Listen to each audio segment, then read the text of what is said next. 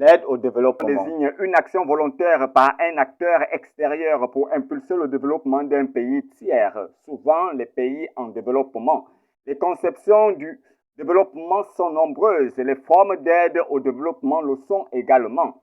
Quelles sont les formes d'aide au développement? Nous avons l'aide financière, technique, matérielle, etc.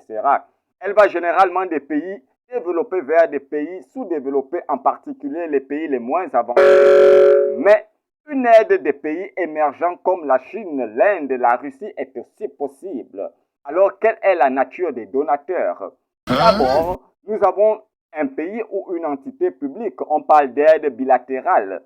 Et ensuite, nous avons un pays ou une entité privée interne au pays, même telle que la filiale d'une multinationale implantée dans le pays, un particulier, une entreprise, une ONG, une fondation, etc. On parle d'aide privée.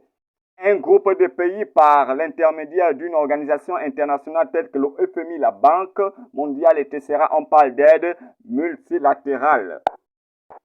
L'aide publique au développement, APD, est la forme la plus connue de l'aide au développement. Par aide publique au développement, on entend l'ensemble d'aides financières prévues au budget de l'État et transférées aux pays en voie de développement. L'aide au développement est une action qui peut prendre les formes suivantes.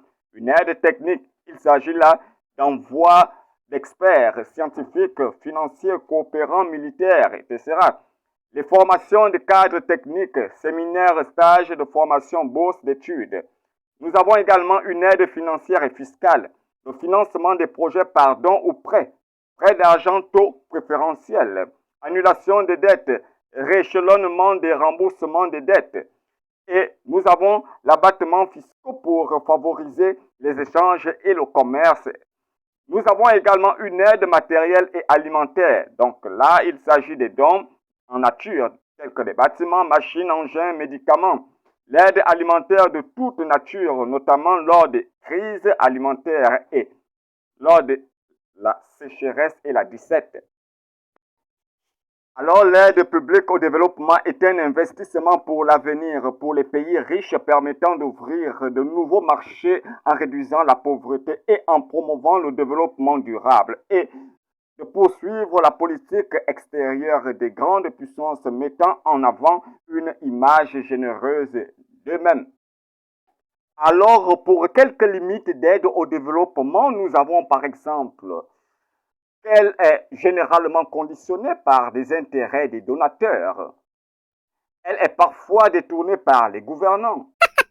Elle apparaît comme une forme de néocolonisation et contribue à maintenir les pays bénéficiaires dans une situation d'éternelle